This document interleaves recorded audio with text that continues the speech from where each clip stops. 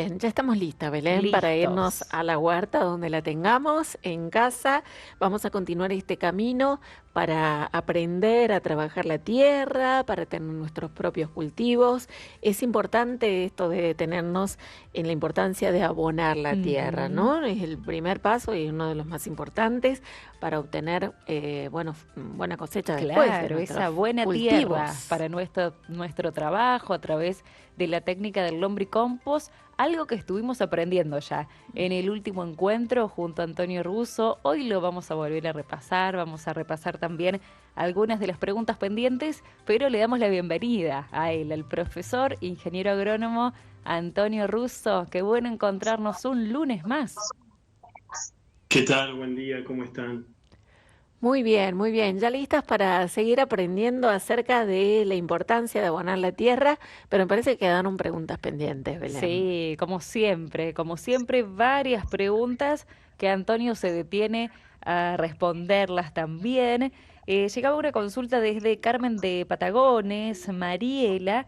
Quiere saber ella si está a tiempo de comprar un plantín de ciruelo injertado y trasplantarlo.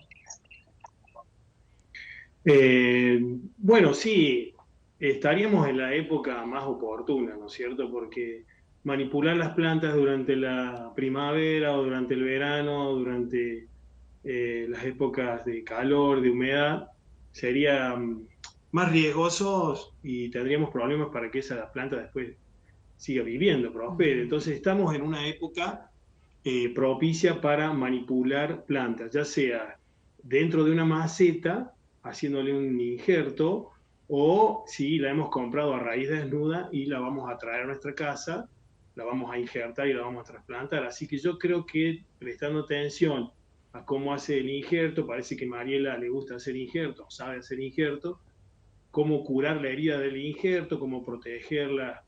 Vienen unas cintas especiales para envolver ese lugar donde se ha hecho el injerto.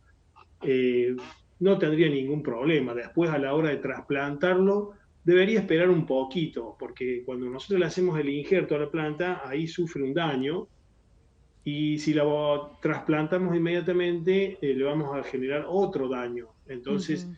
podríamos hacer la compra del plantín, yo me imagino que viene ya en maceta, que injerte ahora y que trasplante finales de julio, agosto, antes de que vengan los calores, las lluvias y comience a brotar esa planta. Con mucho cuidado en el trasplante, tendría que romper la maceta dentro del pozo ya construido, o solamente sacarle el fondo a la maceta, evitar desarmar el pan de tierra, Ujú. y va a andar muy bien. Genial, Buenísimo. buenísimo. Carolina también preguntaba sobre un ciruelo. Dice, tengo un ciruelo, me daba muchísimas ciruelas. Lo podé y no me dio mal. Dice, no me Mm. dio más. ¿Qué hice mal? Pobre Carolina, pobre Carolina. Habría que preguntarle para qué lo puedo entonces si le estaba dando buena cantidad de fruta, pero a veces uno quiere mejorar el huerto, mejorar los árboles, y desconocemos algunos secretitos de cada planta. En Ujú. especial el ciruelo tiene fructificación, o sea, las yemas de flores están sobre pequeñas ramitas, ahí vemos esas pequeñas ramitas que se llaman brindillas, que el primer año no dan flor, dan en el segundo o en el tercer año, tanto esas brindillas como otras más chiquititas que se llaman dardos, que son como si fuera verdaderamente un dardo puntiagudo. Esas yemas florales se forman al cabo de 2 o 3 años. Entonces, si hemos podado, hemos sacado esas brindillas, esa madera del año, y hay que esperar justamente que la planta renueve esas brindillas. Por lo general, el ciruelo no se poda o no se hace una poda para que fructifique más. Ujú. Por este motivo, porque le podemos sacar esas plantas, esas ramitas que tiene la planta de 2 o 3 años de antigüedad. Claro. Entonces lo que se hace en el ciruelo es solamente eliminar los chupones, que son esas ramas verticales que salen con mucho vigor en el centro del tronco, en el centro de la planta. Se dicen chupones porque le chupan mucha savia a la planta, tienen un crecimiento de 1 o 2 metros en el año, en el verano, entonces le quitan vigor a la planta, la deforman, le sacan esa forma de copa, entonces solamente en el ciruelo se hacen podas de formación, sacando algunas ramas que están mal ubicadas, que me impiden el paso, que se cruzan a la copa, van hacia otro lugar. No deberíamos hacer poda de fructificación, Carolina. O sea que si ya lo podaste este año, hay que esperar un par de añitos más para tener fruto. Claro, que se recupere de Bien. alguna forma, entonces. De la Pero planta, bien la actitud de sí, Carolina de querer formar su monte frutal, digamos, de darle claro. atención. Buenísimo. De la planta de ciruelo pasamos a la planta de caqui, Antonio, porque Grisela desde Mar del Plata, dice ella, ¿la planta de caqui se siembra de la semilla que es tan chiquita o cómo puedo obtener una planta? Nos cuenta que allí que en Mar del Plata hay varias plantas de caqui y dan frutas maduras en el mes de marzo. Ella ya guardó la semilla, pero pregunta entonces cómo sembrarla. Bueno, aquí tengo que ser sincero, cuando hay alguna cuestión que los ingenieros agrónomos de Córdoba, de Argentina, desconocemos, tenemos que decir que hay que investigar más, ¿sí? Ujú. Me viene a la memoria una anécdota de un profesor que cuando no sabía alguna respuesta, él nos contaba esta historia, que cuando un abogado no sabe una respuesta, ¿qué te dice un abogado? Te dice, hay que estudiar el caso. Claro, estaríamos más Claro. o menos en la misma situación. Sí, un médico, cuando uno le pregunta a un médico, doctor, ¿cómo va el paciente? Y no sabe la respuesta, te dice, hay que ver cómo evoluciona. Mm, Mm. Bien. Bueno, los ingenieros agrónomos tenemos esa manera de zafar cuando nos hacen alguna pregunta que no estamos muy seguros, decimos, depende. cla- Y todo depende. En realidad sí, porque hay que ver si esa planta de caquis, que no es nativa, que no está habitualmente cultivada en Argentina, son Ujú. plantas subtropicales, si las variedades que ella ha visto en su zona son variedades injertadas o son variedades producidas de semillas. Ah, Yo me puse a investigar un poquito y no encontré forma de hacer germinar la semilla de caqui. Entonces probablemente las plantas que ella ha visto con esos hermosos frutos son plantas compradas en un vivero que tienen un pie, unas raíces especiales de una variedad de caqui y la parte aérea, el injerto, es de otra variedad claro, que brinda esos frutos grandes, sabrosos, con poca astringencia, bien coloridos. Si nosotros sembramos una semilla de caqui porque nos gusta sembrar y estamos entusiasmados, puede ocurrir que de acá a 3, 4 años o más, cuando empiece a producir frutos de esa planta, nos demos con que los frutos de esa planta no son de la calidad que nosotros pensábamos o esperábamos.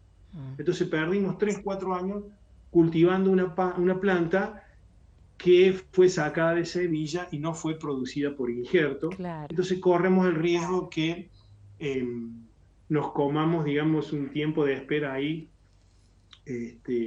que no nos rindió. Entonces el consejo sería consultar si esas variedades de caqui que ya he visto son de semilla o son plantas compradas en un vivero, plantas injertadas que están adaptadas a la zona, creo que es de Mar del Mm, Plata, sí, que están adaptadas a la salinidad, que están adaptadas a las heladas, y no perder 4 años de cultivar una planta que después me voy a arrepentir. claro. Bien, Muy bien.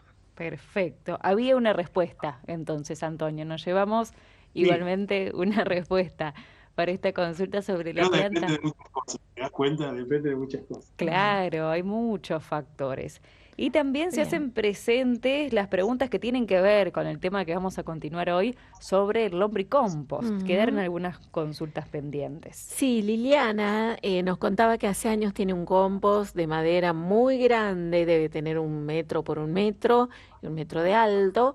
Dice, nunca sacamos la tierra de lombriz, se llenó de diferentes bichos, mosquitos, gusanos, hasta un ratón. Dice, creo que algo Mm, está mal y nos contaba que vive en la ciudad, en Buenos Aires, en en el Buenos conurbano. sí. Y también Selva, desde Mercedes Corrientes, en este caso agradece mucho las enseñanzas del Inge, dice ella, y pregunta, cuando se deja descansando las lombrices californianas en la tierra, ¿qué se hace? Dice que a ella le pasa que le pone esa tierra a las plantas y no se las ve a las lombrices porque son pequeñas, pero que luego crecen y esas lombrices se comen la planta. Porque, dice Selva, desde Mercedes, distintas consultas, Antonio, sobre el lombricompost. Bien, bueno, vamos a tratar de dar un repaso de aquellas cosas importantes a la hora de hacer nuestro lombricompost para que estas dos personas, tanto Liliana como Selva, saquen sus conclusiones y también el resto de la teleaudiencia, este, los oyentes de Radio María, puedan tener un aprendizaje, ¿no? Porque Ujú. si uno no logra un aprendizaje va a estar siempre con miedo de cometer algunos errores, con duda, y la cuestión es muy natural, es muy fácil. Comenzamos primero diciendo de que el lombricompost, que es diferente al compost, el Ujú. compost es el lugar donde yo deposito materia orgánica sin lombrices y se genera una descomposición, ¿sí? Ah, La materia orgánica se termina mineralizando, transformando en minerales simples que luego son absorbidos por la planta. Este proceso de lombricompost que estamos enseñando desde hace un par de talleres, incluye a las lombrices, por eso se le llama lombricompost. Entonces, lo básico a veces es cuando la gente hace un pozo en el fondo del patio y va tirando ahí la materia orgánica sin mucha regulación, sin mucho control, y lo más evolucionado, lo más tecnificado sería un recipiente del lombricompost, ¿sí? mm, Yo quisiera que nosotros nos vayamos alejando de hacer un pozo en el fondo de la casa, que era muy común, ¿no es cierto? Pasar a algún recipiente, como en este caso, ellas, en caso de Liliana, ha hecho un compost con maderas, un receptáculo, pero hay que atender a ciertos tips. Vamos con el primero. a El ver. primero es oscuridad, Ajá. ¿sí? ¿Por qué? Porque las lombrices no tienen una piel protectora como nosotros, no tienen una dermis o una epidermis como las plantas, le hace mal la luz ultravioleta del sol, las quema. A veces encontramos a la mañana en nuestro patio alguna lombricita que salió a caminar de noche y no logró volver o no logró encontrar dónde esconderse del sol y termina deshidratada, muriendo. ¿Sí? Entonces, por ejemplo, yo aquí traje un frasquito donde tratamos de imitar las capas y los lugares donde se oculta la lombriz. Ajá. Lo hice justamente hoy, pusimos acá una capa de humus o lombricompost, ¿sí? Esto, tierra de lombrices que le llamamos, y las lombrices se escondieron. Entonces, siempre que nosotros hagamos un lombricompost, tenemos que tener la precaución de taparlo con algo que no haga publicidad, pero evitar, evitar Con alguna la entrada de... bolsita, profe, alguna bolsita de papel oscuro, con algún paño, también puede ser, Sí, con un plástico de o un esos plásticos plástico. blancos, negros, Ujú. cerrando, haciendo alguna tapa de madera. Eh, yo uso mucho, como decíamos en el taller anterior, los tambores de 200 litros, esos metálicos que se Sí. venden en las estaciones de servicio. Entonces, cuando corto la tapa superior, con esa misma tapa hago una tapa para el lombricompost. Entonces allí no entra la luz del sol. Si Ujú. no entra la luz del sol, no se va a deshidratar y no se va a evaporar también la humedad que tienen las propias cosas que nosotros echamos. La Claro. lechuguita, el descomposición, las cáscaras de papa que nosotros ponemos ahí, van a estar más húmedas porque no se evapora, el recipiente está cerrado, no se evapora, entra en descomposición más rápidamente y luego de esa descomposición accede a succionar la lombriz, ¿sí? Entonces, lo primero sería la oscuridad. El segundo tips, la humedad, que la logramos con ese cerramiento, no necesariamente tiene que ser hermético, ¿sí? Sino de que no esté abierto para que la humedad típica de la tierra que se está formando se evapore. No se recomienda regar, salvo algunos casos, si yo estoy agregando, qué sé yo, estoy agregando el césped que corté en el jardín y es un jardín chiquitito, el césped está muy seco, bueno, lo voy a humedecer, lo voy a agregar, ¿sí? Poca cantidad. Si estuve lijando una ventana y toda la serrín, toda la viruta la quiero tirar al compost, bueno, está seco, eso lo voy a regar, ¿sí? No estamos hablando de cortar el pasto en una cancha de fútbol profesional y ponerlo en el compost. Allí debería compactar mucho eso, regar mucho, la fermentación que eso desarrollaría elevaría el pH, las lombrices se van a escapar de ahí, elevaría la temperatura, las lombrices van a escapar de allí. Entonces, tener en cuenta de que, y ahí viene el tercer tip, que esto es un proceso natural que se da en la naturaleza. Nosotros si tenemos un árbol, vamos a ver de que cuando caen las hojas del árbol, se forma una capita de hojas y empiezan a actuar las lombrices en esa capa de hojas, empiezan a actuar los hongos y bacterias descomponedores, vienen bichitos de la humedad, vienen algunos insectos voladores, mosquitas, algunos chicharritas, algunos cascaruditos, coleópteros, y ya ese cascarudo trae un depredador un poquito más grande, puede ser un sapito, puede ser una lagartija. Los descomponedores son consumidos por gusanitos, y ese gusanito es consumido por un pájaro, o es parasitado por algún otro hongo. Entonces se va haciendo un ciclo natural, y si hay algún sapito, va a venir un reptil, una serpiente que come sapitos. Y si hay cascarudos y hay lagartijas, también va a haber ratones comiendo la materia orgánica. Entonces debemos cerrar ese lugar, por eso decíamos que muy básico sería hacer un pozo en el fondo. Deberíamos cerrar ese lugar para que ese ciclo natural que se da en cualquier bosque, nosotros lo tengamos dentro de un balde o dentro de un tambor o dentro del lombricompost que hizo Liliana con madera, controlado, para que no ingresen roedores, no ingresen reptiles, y los pequeños bichitos que estén ahí sean los benéficos. Claro. Las moscas, el vinagre, esos bichitos de humedad, esos bichitos bolita que cuando uno los toca se hacen bolita.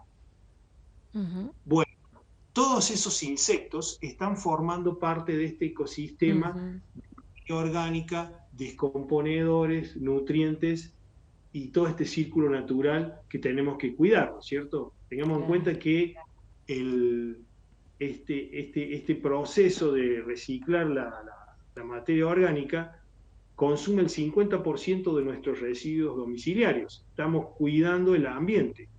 Estamos en consonancia con lo que nos pide Franci, con Laudato Si, de cuidar la casa común. Entonces me hago responsable de mis residuos domiciliarios, los clasifico, esto es orgánico, proviene de animal o de vegetal, lo voy a poner en el lombricompost, y esto es reciclable, papel, plástico, y lo llevo a un centro de reciclaje. Claro. ¿Sí?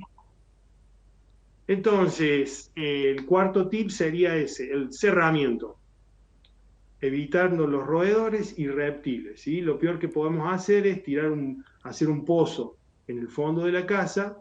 Yo le diría que cuando vayan a destapar eso, lleven horquillas y asadas, porque pueden salir animales que los van a asustar.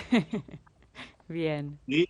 Y después me van a llamar y me van a decir, el profe Russo nos hizo un lío en el fondo del patio, hay tremendo ecosistema. Claro. Entonces se van a acordar de mí. Bueno, pasamos al quinto y último punto, que es el que más dudas genera. Perdón, antes de pasar, respondemos también lo de selva, Sí, que le surgió la duda de que las lombrices le podrían haber mm, comido las plantas. claro. Como decíamos, las lombrices, que aquí no se ven, huyen de la radiación solar, ¿sí? Ujú. Solamente cuando nosotros saquemos la tierra, van a quedar acá unos pequeños huevitos, que yo mandé una fotito ahí de unos huevos de Sí, lombriz, minúsculos, chiquititos, son como unos limoncitos medio amarillentos, ahí está, gracias, y no van a quedar lombrices. ¿Por qué? Porque yo estoy sacando el lombricompost de esta zona de abajo, y todas las capas superiores tienen material orgánico todavía no atacado por la lombriz. Yo ujú, voy agregando toda la materia orgánica de la cocina, la voy agregando arriba en el lombricompost, y como esto está cerrado, no hay sol, no hay luz, la lombriz sube y consume esta materia orgánica que yo le voy agregando arriba. Entonces, claro. no hay necesidad de revolver, ¿sí? Entonces, cuando yo saco esta tierra de este lombricompost diseñado en un recipiente vertical, lo que van a salir son huevos de lombrices. Y esas lombrices, si nacen en la maceta, van a buscar profundizar. No puede la lombriz comer una planta viva que tiene todo su sistema radicular o su tallo modificado para defenderse, tiene celulosa, tiene ligninas, tiene una corteza que evita que los insectos y las lombrices la coman. Cuando Ujú, la planta muere, pierde esas defensas, pierde esa capacidad de defenderse y ahí atacan primero las bacterias, los hongos, se pone mucilaginoso todo el componente orgánico y recién atacan las lombrices. Entonces, no tengamos miedo que nuestras lombrices, cuando agreguemos alguna macetita, vaya a matarnos las plantitas. ¿Se bien, entendió? Ujú. perfecto, sí. Bien, Bien, entonces pasemos ahora a clasificar qué pongo en el lombricompost. Ajá. Y tiene que ser muy natural, digamos, y tenemos que considerar de que nosotros estamos echando algo nuevo a ese ecosistema, entonces no tiene que ser algo muy invasivo y en Ujú, grandes cantidades. Decíamos, por ejemplo, entonces grasa no. Si estuve haciendo frito sábado a la tarde que hacía mucho frío y me sobraron 3 litros de grasa, va a ser muy invasivo, si claro. bien es orgánico, está compuesto de materia orgánica. Las lombrices van a salir huyendo de ahí, van a decir, che, ¿qué nos echaron una lluvia de grasa quemada? Este, Va a demorar mucho en descomponerse, le va a cambiar el pH a ese ecosistema, a ese microecosistema, y si le cambia el pH, la acidez, las lombrices van a salir de allí, van a Bien, demorar mucho en volver. eh, si tengo un poquito de grasa en la plancha bifera porque hice unas costeletas, bueno, esa agüita que enjuago tibia para que salga esa grasa, sí, esas pequeñas cantidades, claro. sí, no sería problema. El problema son grandes cantidades de cosas poco diversas. Ujú, Mientras más sea diverso nuestro lombricompost, o sea, si hiciéramos lombricompost de lechugas de hojas de lechuga descompuesta, la tierra que sale, el lombricompost que sale por abajo, solamente tendría los nutrientes de las plantas de lechuga. claro. Nosotros se lo ponemos a los tomates van a decir, che, pero acá nos están faltando un montón de nitrógeno, potasio y Mm, otros minerales que usan otras plantas. Entonces, si ponemos lechuga, tomate, cáscara de zapallo, cáscaras de cebolla, naranjas, limones que se nos secaron, etcétera, etcétera, mientras más variedad de nutrientes va a tener ese compost, ese lombricompost, por lo tanto, mayor calidad. buenísimo. Bien, entonces, Bien. grasa no, restos del almuerzo tampoco, porque tienen esa grasitud. Si me sobró, me salió mal qué sé yo, a veces puede salir mal la polenta y tengo una hollada de polenta. este, es muy difícil que te salga mal la polenta, ¿no? No es el Pero mejor bueno, ejemplo. puede pasar. sí, pasa, pasa. Claro, pero a veces nos sobra gran cantidad de comida que se echó a perder e incorporamos eso al lombricompost como diciendo, bueno, total, se lo pueden comer las lombrices. Claro. Y le vamos a cambiar mucho el ecosistema, porque en la naturaleza no hay una persona que eche una olla de polenta que le salió mal al profe.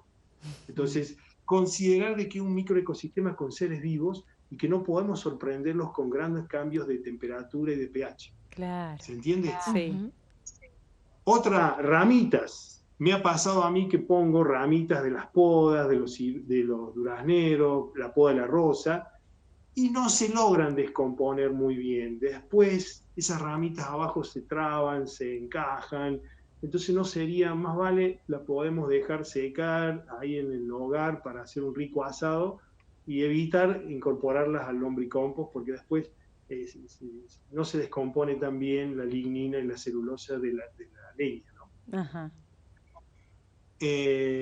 Por otro lado, ¿qué sí podríamos poner? Y bueno, todo lo que se produce en un hogar que tiene que ver con la producción vegetal.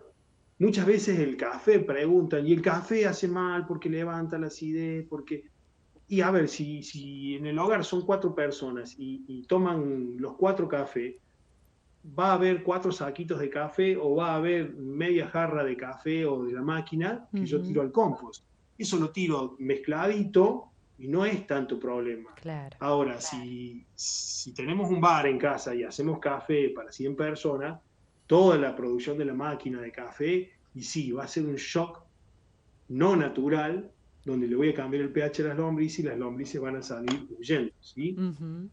Buenísimo. Frutas, frutos, a veces está en duda los cítricos, los limones. Yo la verdad que las cáscaras de naranja o los limones que se echaron a perder, los pongo a veces si son muy grandes, los corto al medio de las naranjas y para ayudar a que la lombriz entre más rápido a comerla, nada más. Papel, y acá hacemos un paréntesis rapidito que ya se nos va acabando el tiempo. Les cuento otra anécdota que a veces puede ilustrar. Tuve la gracia, la oportunidad de ir a visitar el viejo continente en el 2014, ¿no? Hace mucho tiempo. Pasé a visitar, me invitó un amigo alemán, también docente, así que me invitó unos días a su casa. Bueno, cuando conocí su casa en Alemania, imagínense, la cocina, tenía en el bajo mesada unos cestos apropiados para papel, para plástico, para metales, y supongo que para orgánico, pero como yo no sé alemán, no sabía cuál era cuál. Claro. Entonces, yo ya venía con esta idea ecologista y después de tomar un té con mi amigo, saco a relucir mi gana de ser ecologista y le pregunto a mi amigo, ¿a dónde tiró el saquito de té? Claro. ¿Qué hubiesen hecho ustedes? Porque acá tenemos un saquito que está hecho con vegetal, ¿verdad? Sí. Y ¿En yo qué con lugar los hubieran tirado? desechos orgánicos. Claro. Yo le sacaría el hilito y el papel Bueno, y tiro la bolsita. a ese nivel de clasificación están ellos. Mi amigo me dijo, espera, yo te enseño. Ah, Sacó el hilo plástico, lo tiró en un cesto, sacó el papel, lo tiró en otro cesto, y lo orgánico lo rompió un poquito, lo abrió y lo tiró en otro cesto. claro, Yo lo dividí en quedé 3. sorprendido de ese nivel, ¿sí? Entonces, ¿podemos tirar papel al compost?